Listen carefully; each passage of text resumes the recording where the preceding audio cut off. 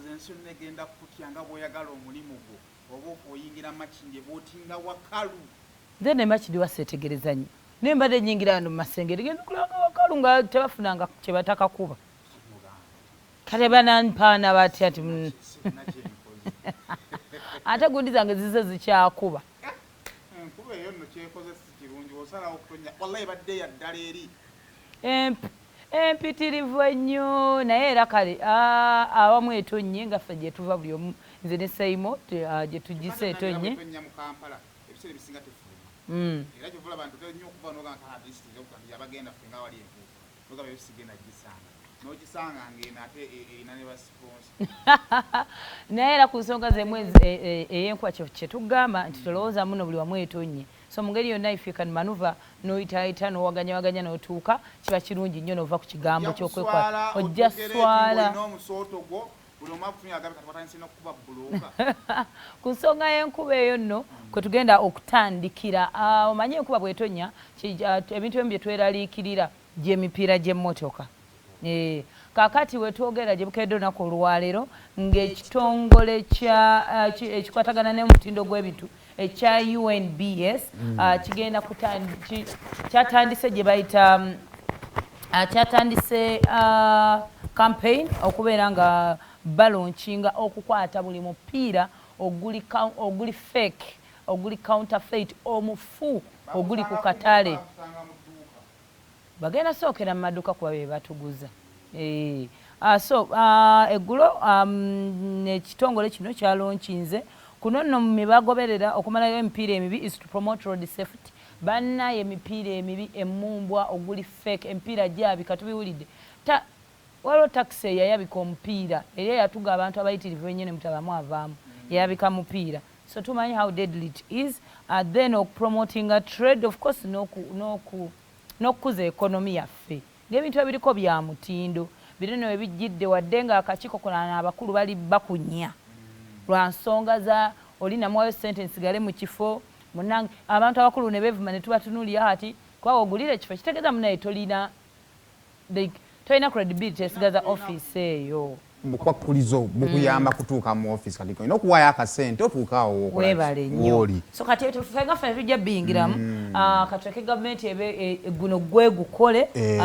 ministry ekole ogwo omulimu ninawo tekibagaana kukola guno nagwo bagukole guno ogwokukebera emipiira webale nnyo so okusinziira ku omukyala amanyiddwa nga Miss Sarah Nantongo ono nga ye surveillance officer ku kitongole kino yatubuulidde naffe abanayuganda oba ogenza ogula omupiira bukyusakyusa saidi zonna omanyi emipiira gyeyitako of course waliwo emipiira egitakkirizibwa kuyingira egitakkirizibwa kukola kiba nti wane waffe emipiira kutufa ku njola kasita olabako enjola enjola zebekyo valaba nti kati fe ate abamu tuzisala namu omwana n'agweyokyeza ogenda n'ogukwata nga ziweddeko omwana n'aguyisaamu akantu bulungi era nezidda nga enjola mweziri ezitaliko shepu mune muno zinatunula bwezi tikati anaaba azikubye bubi so kubyagala tutunuulire size egenda omupiira gw'emmotoka ogenda ku particular ka gumataringa mu width ne mu length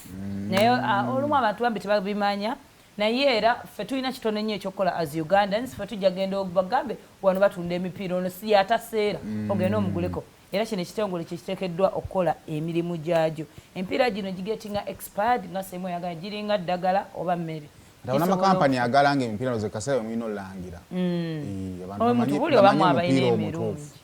naye era nga omanye ebintu byebisinga zino campaigns we zijja because they don't last long because zirabika ng'ezekikusa now that UNBS erinamu erina emisango gyewere nemba nagyo antu bajja gamba waliwo yayingizaawo ejje katale bayinza n'okubeera nga waliwo egyayingidde nga twala kugyawo container eyo ng'eremeddewo bingi naye nga tulowooza birowooze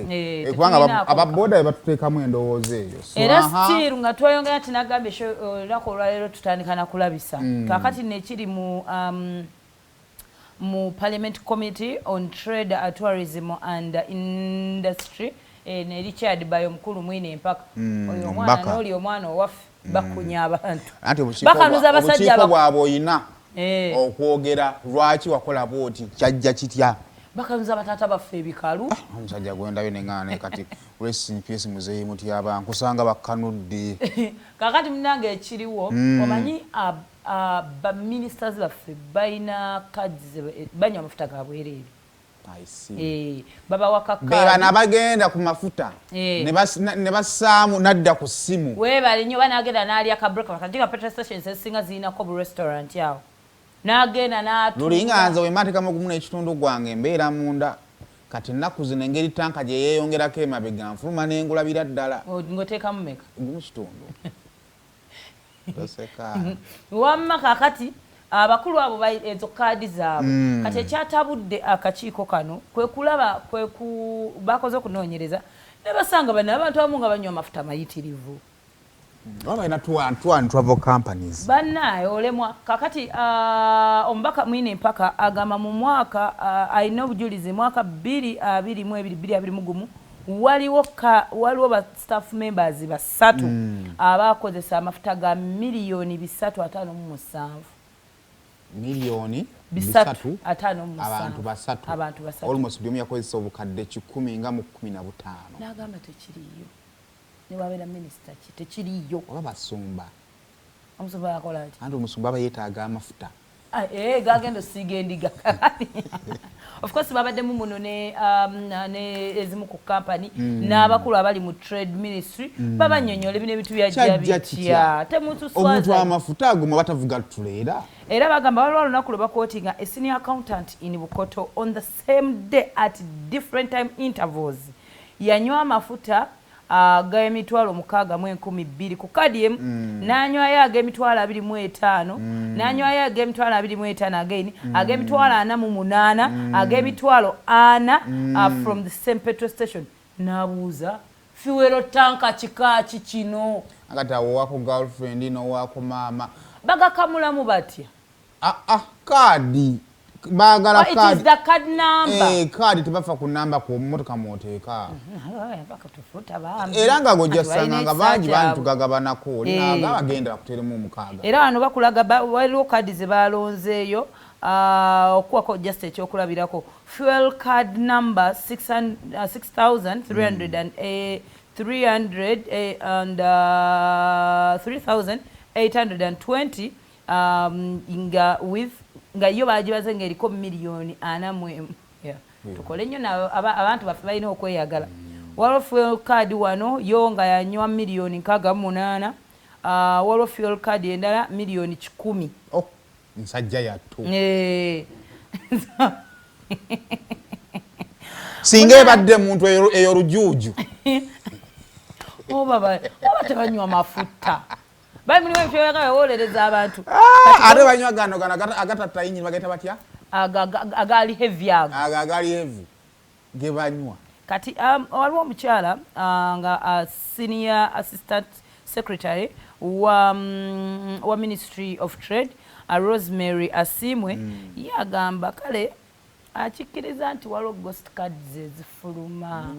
nga tomanyi nagyeragize agamba alina kale zeyawaayo era naye waliwo era kadi ekozesebwa mu linnya lye naye nga si agikozesa naye tamanyi we yayita so ebyo byebiri eyo so kati kino kirina engeri ekitugaanamu okwebakanga bannayuganda kirina engeri kibagaana okwebaka kati mulina okukeera wadde enkuba etonyi mugende mukole sente zemukola kwe kuva omusolo budget yali gye twasoma ezigenda olabirira abaministers baffe gavumenti bwerikyuka naffe netufuna ku mukisa oba naye no gavumenti bwerisima naffe netuwaako kuba era tugenda mumaliza okukaka mugende mukole buli omu alina okukolerera abantu bano mukadde 10 ng'onywa mafuta